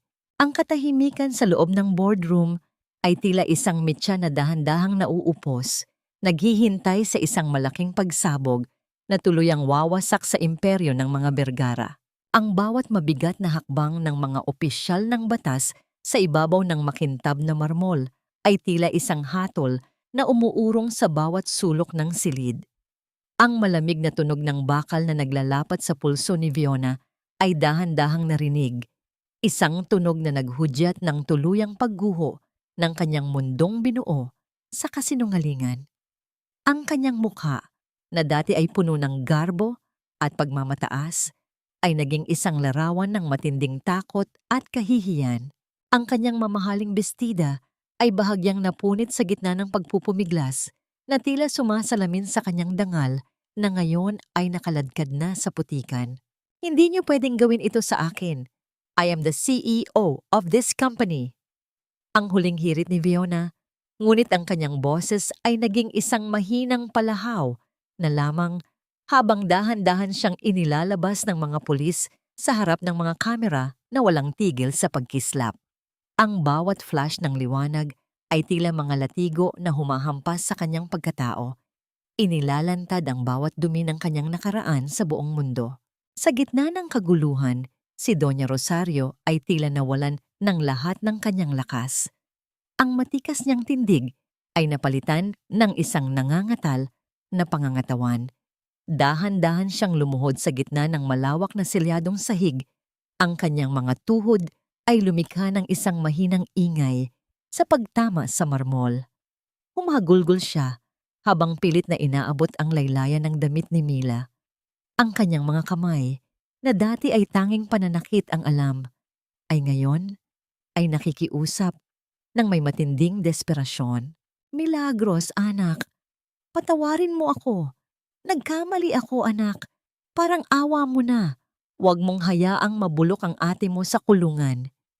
Ang boses ni Rosario ay gumaralgal, puno ng pait at takot.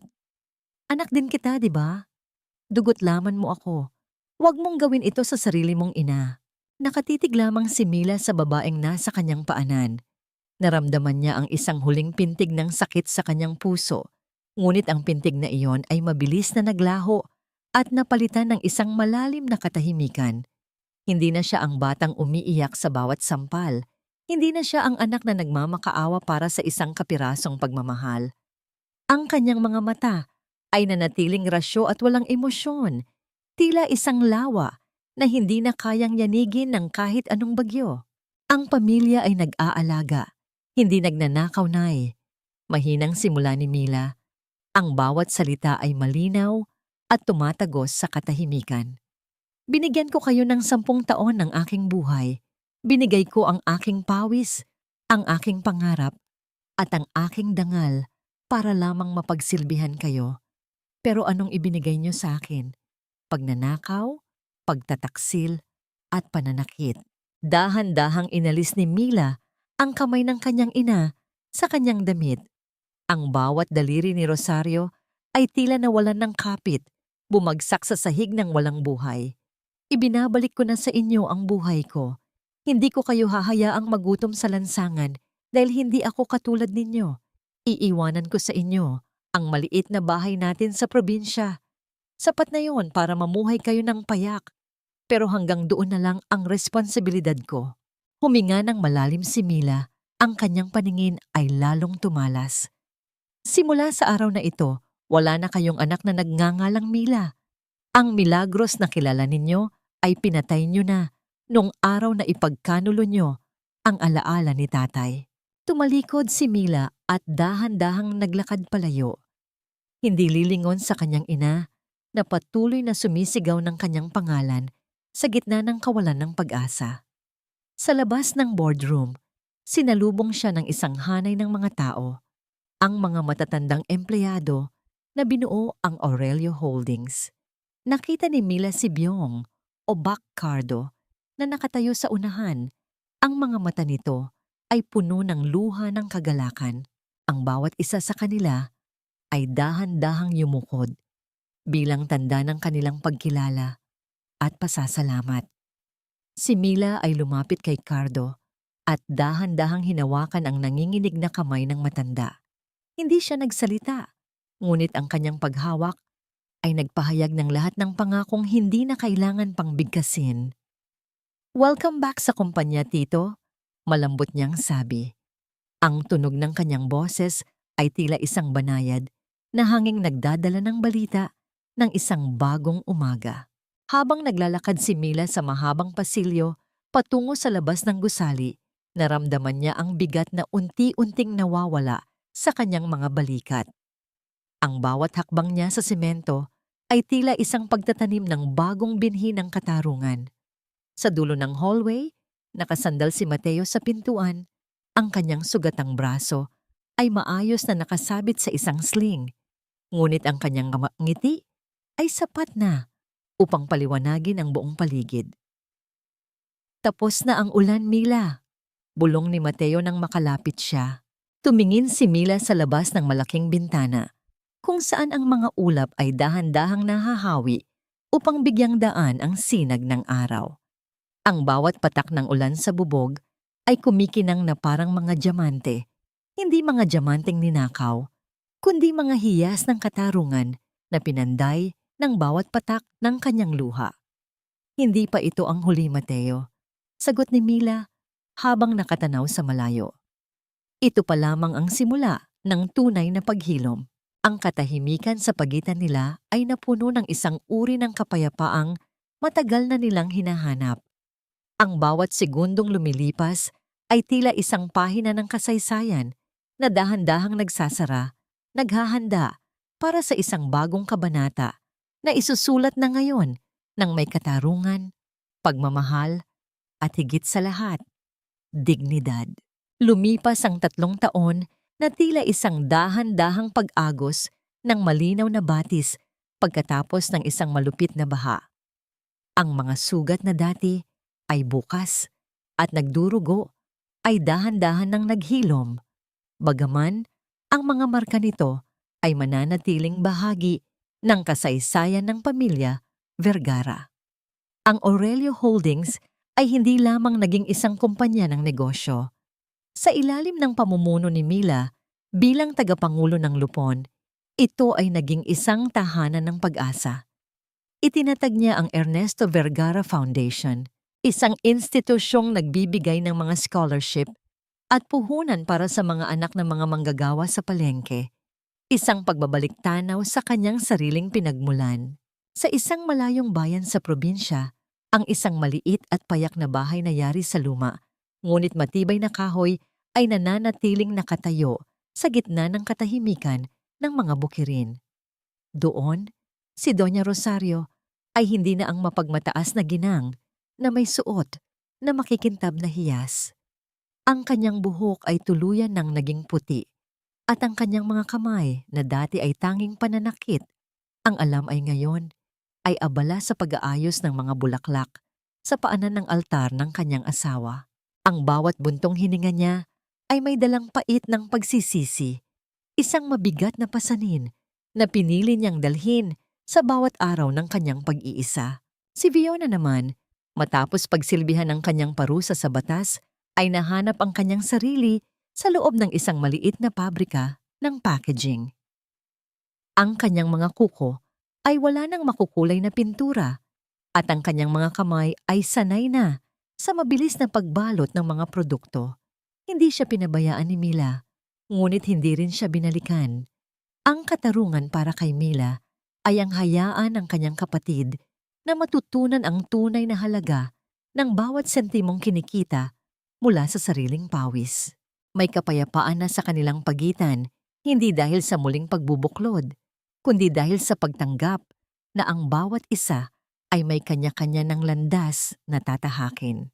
Isang hapon, sa gitna ng pamilyar na ingay at amoy ng palengke sa Pampanga, dahan-dahang naglakad si Mila patungo sa dating pwesto kung saan siya nagluluto ng kakanin. Ang amoy ng nagbabagang uling at ang samyo ng nasusunog na dahon ng saging ay tila isang matamis na paalala ng kanyang pinagdaanan. Hindi na siya nagtatago sa ilalim ng ulan.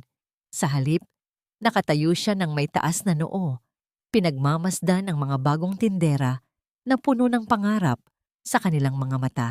Ang dahan-dahang paghinto ng isang sasakyan sa gilid ng kalsada ay nagpalingon kay Mila. Bumaba si Mateo. Suot ang kanyang pamilyar na ngiti na tila isang mainit na sinag ng araw pagkatapos ng bagyo. Wala na ang sling sa kanyang braso. Tanging ang tatag ng kanyang pagkatao ang nananatili. Lumapit siya kay Mila at sa isang tahimik na sandali, dahan-dahan niyang kinuha ang kamay ng dalaga. Naramdaman ni Mila ang gaspang at init ng palad ni Mateo. Isang hawak na hindi nagmamay-ari, kundi nagbibigay ng kalayaan at seguridad. "Handa ka na ba, Mila?" Malambot na tanong ni Mateo. Ang kanyang boses ay tila isang banayad na hanging humahaplos sa pandinig. Tumango si Mila. Ang kanyang mga mata ay nagniningning sa ligaya. "Handa na ako, Mateo. Tapos na ang panahon ng pagtatago. Oras na para mabuhay ng totoo." Naglakad ang dalawa patungo sa simbahan kung saan huling dinalaw ni Mila ang kanyang ama. Sa loob, ang bawat dahan-dahang pag-indayog ng apoy sa mga kandila ay tila sumasalamin sa kapayapaang naghahari sa puso ni Mila. Lumapit siya sa altar at dahan-dahang itinapat ang kanyang noo sa malamig na marmol ng puntod ng kanyang ama. Wala nang luha ng pait, tanging ang init ng pasasalamat. Tatay, nagawa ko na po. Bulong ni Mila sa katahimikan. Naibalik ko na ang dangal ng pangalan mo. At higit sa lahat, nahanap ko na ang sarili kong halaga. Paglabas nila ng simbahan, ang langit ay nababalot ng kulay kahel at purpura ng paglubog ng araw. Sa ilalim ng naglalabing liwanag, dahan-dahang isinandal ni Mila ang kanyang ulo sa balikat ni Mateo. Naramdaman niya ang matatag na braso ng lalaki na pumatong sa kanyang balikat. Isang yakap na puno ng pangako ng isang kinabukasang wala ng pagnanakaw at pagsisinungaling.